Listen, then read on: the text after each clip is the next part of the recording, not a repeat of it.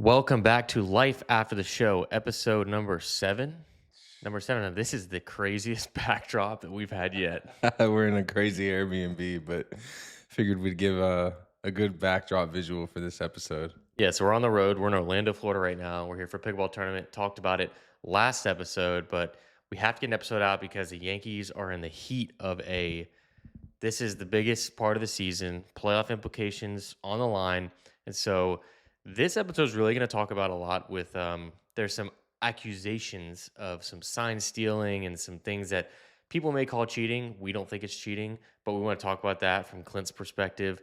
And we want to give probably first give an update on where they're at in the playoff standings, how the games have been going, and kind of go from there because the schedule is going to continue to be difficult as they go towards the playoffs. Yeah, I mean, we said that this was going to be the most important stretch of the season coming up. They've taken 2 out of 3 in their first 2 series. Off day today, followed by a game against the Tigers coming up. So, with all that being said, they got the home field advantage going against the Tigers. Going to be another team that they'll probably face in the playoffs. And then followed by the Boston Red Sox at Boston. So we know how this has gone this season. Kind of subpar playing against potential playoff teams, but to take 2 out of 3 from the first 2 series has been big for them. They've definitely closed the gap a little bit on the Blue Jays, but what is it? Still 2 games behind right now. Yeah, let's see. Well, total it says for the full AL, it's 5 games back. They're 5 games back against the. For the total AL, and then for they're 2 games behind the Blue Jays right now. And Yeah. I'm talking about in their division. yeah, division. Yeah, Division, yeah. So 2 games back from the Blue Jays, that was huge. And then obviously, like I said, followed by the Tigers, then followed by the Red Sox. So have a good next series is going to be big for them. But the Red Sox series is going to be huge as far as the division goes. Because obviously, if they go in there and they have let's say they sweep the Red Sox, it can create a little bit of distance between them. But if they get swept by the Red Sox, then the Red Sox are going to leap them. And then depending on what happens with the Blue Jays, one of these teams could take the lead for the series or for the division. So it's a huge part of the season right now to get some wins. But, we'll focus on the Tigers right now as far as how that's going to go. But we really wanted to get into the sign stealing stuff. Not to say that it's cheating, but it's gray area stuff depending on who you are and how you view it. There's been a lot of things that John Snyder came out and said about how it's up to them to be the ones that cleaned it up. He said that the Yankees are really good whenever they steal the sign. So it was kind of a subtle jab at the Yankees saying that they're really good when they have it and kind of left a little bit of visual as what they are whenever they don't. So as a fan that's on the outside for yourself, do you think it's cheating? How do you perceive it? I don't know because you have the controversy of the Astros many years ago with the whole like beating on the drum or the trash can, and they're talking about the wires on the chest, and if that's cheating, and then there's a whole investigation. I mean, it's kind of. I think it's a gray area. They're not doing anything technically illegal in the eyes of the MLB, so they're not going to get in trouble. I don't know. It's right now is a time where these teams are going to try to take advantage of anything that they can because of implications. Like we were talking about, the top 5 teams in the AL looking to take either the entire division or whatever. They're all playing. Yankees are playing all of them right now in this stretch. So they're trying to take advantage. So let's talk about specifically the one clip that most people are talking about right now. We'll roll it for everybody to watch right now, or we'll try to. And if we're going to get claimed, we'll figure a way to do it. And then we'll kind of talk specifically about that clip. Yeah. So look, I'll give my perspective of what I think is going on behind the scenes and how these teams get the signs. Obviously, there's going to be some stuff that happens in the game where they see something in that moment, and then maybe they can come up with a way to relay it to the hitters, whether that's a person that's on base, whether that's going to be from a coach, whether that's going to be from maybe some stuff that goes on behind the scenes a few games leading up to it that they have some info on. But the whole basis of this is that there's been many times that the Yankees have been in a situation with stealing signs. And what I mean by that is you can tell that from years past, Judge would be in the batter's box. Judge would be eyeing the first base coach in the batter's box. So with that being said, That means that these guys have prior information to what a pitcher is doing. So sometimes a guy can be showing a sign, or sometimes a guy can have a tell from a different angle. So maybe the first base coach could be the guy that can see that, okay, when this guy comes set, maybe his glove is like leaked a little bit behind. So the guy at first base is going to have a good angle. Maybe they can see it as far as when this guy is holding the ball. If he doesn't have the ball in his glove, you can see the way that he's holding the ball before he comes set, and that's how he relays it. But in this situation, I've been in these hitters meetings before, right? And I would venture out to say that somebody from the attic, is what I say, went in the hitters meeting, told these guys, hey, when you get on first base, Max Scherzer is doing something with his hand, something with the ball, something with his body that will tell you from the first base side what pitch is coming. Because immediately Bellinger's on first. He relays the sign to Judge at second. Judge relays the sign to Ben Rice. Ben Rice hits a nuke. So it's right out there. They're not trying to hide it. You know what I mean? In that present moment, they know that they've got something and they're trying to take advantage of it because they know that a guy like Max Scherzer's got enough time to be able to the next game try to clean it up. But it's all about present moment. They're trying to take advantage of what's going on in the present moment to get these wins in the division. So to be a guy in those meetings, you know that these guys have some stuff leading up to it. So this kind of takes it back a little bit, not too long ago with Jazz Chisholm with the whole circle thing that was going on. And back then, when we talked about that, you kind of talked about how, in your mind, there's a lot of things already going on at that moment. Is it taking a special player who's ready and aware to take advantage of this? Because, like you said, I mean, I would think that there's a lot. Like you're thinking about the pitch, you're thinking about the pitcher, you're thinking about that sign that they're trying to do. Like, is this different from that Jazz thing, or is this the same exact kind of scenario that happened a few weeks ago? The biggest difference in the Jazz thing is you didn't have the manager from the other team come out and say that, yeah, we know that they have the signs. We know that it's that we have to clean it up. He took ownership. You know, he didn't say that this is cheating, but he did say that many teams around the league know that the Yankees are really good at it, and they are. They're really good at it for a lot of reasons. One, because they have a whole team of people that are sitting there waiting to try to find something that a pitcher is telling them with their body. Like I said in one episode before, like they've told us it even can come down to how many times this guy's licking his lips to tell you what pitch it is. I mean, it's extremely diligent work. So I would again go out on a limb and say that Max Scherzer had done something in a start or two in the past that had given them enough time to say, hey, if he doesn't clean this up by the amount of time that we have in between this next game to today, we got to take advantage of it. Because Ben Rice hit an absolute nuke of a foul ball on the pitch, in and at bat. So they were relaying it. I think it's different just because one, it's blatantly obvious that Bellinger had the sign, gave it to Judge. But then again, John Snyder came out and said, hey, we know that they were stealing the signs. It's fair game. But it's just one of those things where you know that these teams are going to do their due diligence and their research on you. So if you don't have these things cleaned up, these hitters are good enough in that moment to be able to capitalize and really do damage. And as you see right there, a 3-run home run is the difference in these games. So Max Scherzer being a Hall of Fame guy in the future, he knows that he's been around the block a little bit and knows that he's got to clean these things up with the Yankees and not just the Yankees, every team, but the Yankees do a really good job at making sure that they know what you have if you're not cleaning it up. Yeah, I think of, well, obviously we have the reaction of the Jays manager. If you guys haven't seen that clip, like Clint said, he's kind of showing respect and like, look, we need to clean it up because he knows it's not an improper thing. I would relate it to like there's a story I heard recently about tennis, and I don't know the exact, so it was Agassi or whoever was in it, that he was going against somebody, and every time he would serve, he would put his tongue to the right if he was going to be serving it a specific way. And one of the players picked up on it, and every time would take advantage of that specific serve because he would see that tell.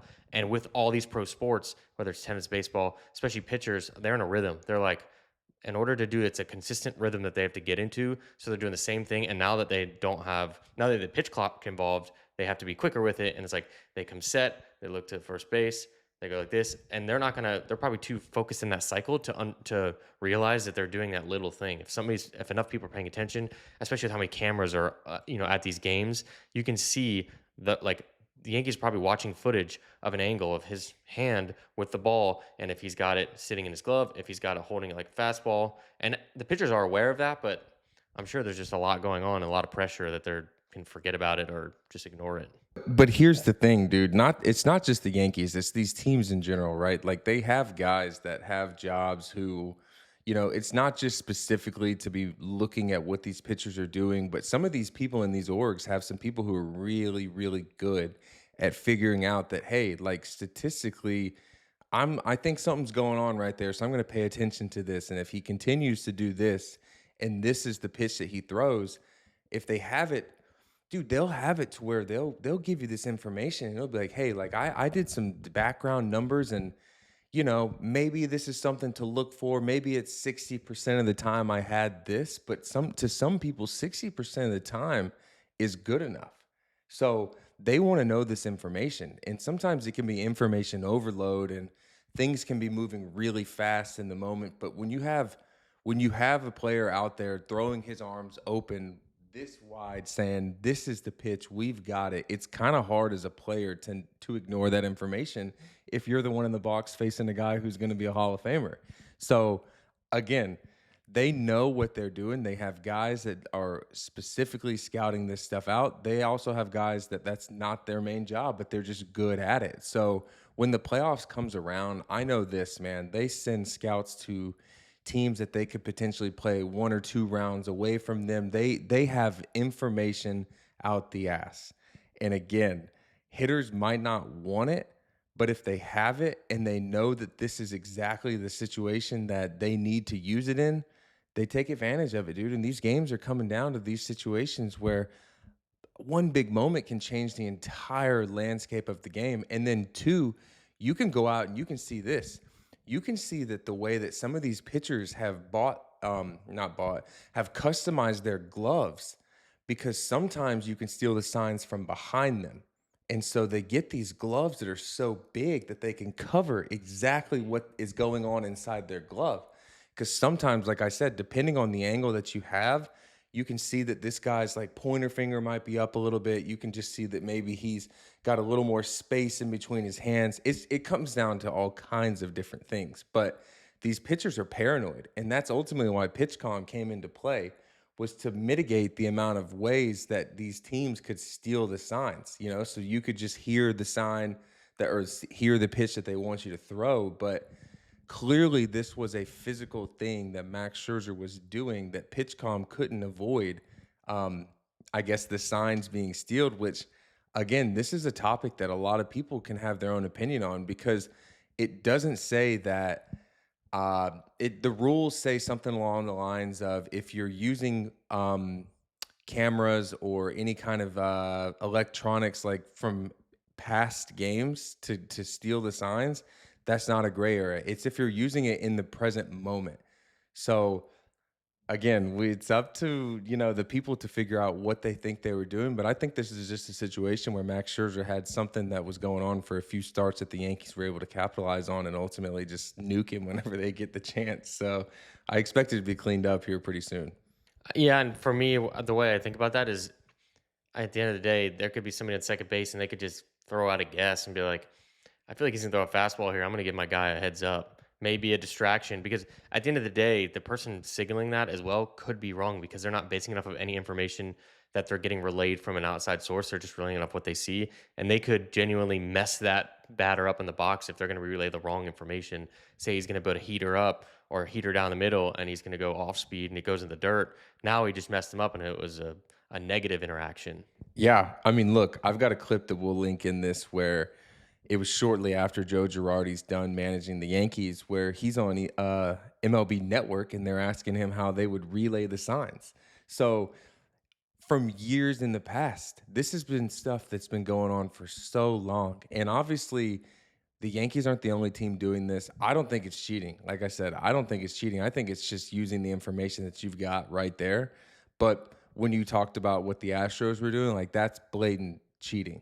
So if pitchers are just gonna leave things out there and give you the opportunity, like it's right in fucking front of you, it's like taking a test, bro. If the teacher puts the answers on the board and you're looking at it and you're like, it's right there, I'm gonna just use it. Like someone's giving you a way out. So you gotta take it because if you don't and you strike out and you're walking back to that batter's box and you're thinking, well, damn, Judge was opening those arms wide and I just ignored the information.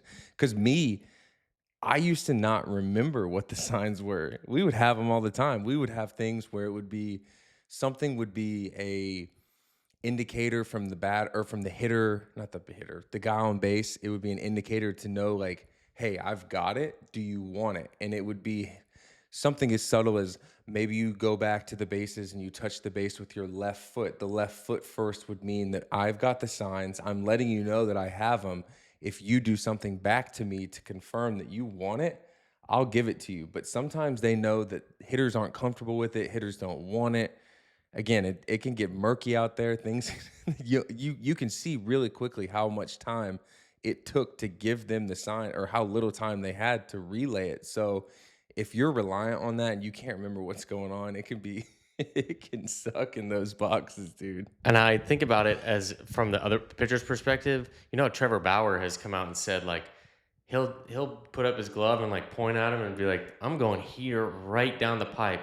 If you can catch it, hit it." It's like he's signaling himself on these, and obviously Trevor's another story with that. But I just know he's specifically a pitcher that's talked about. Like I don't know if there's any other pitcher that's done that. I've just heard him be like, "I'm going to show him. I'm going to put it right down the pipe," and they miss it.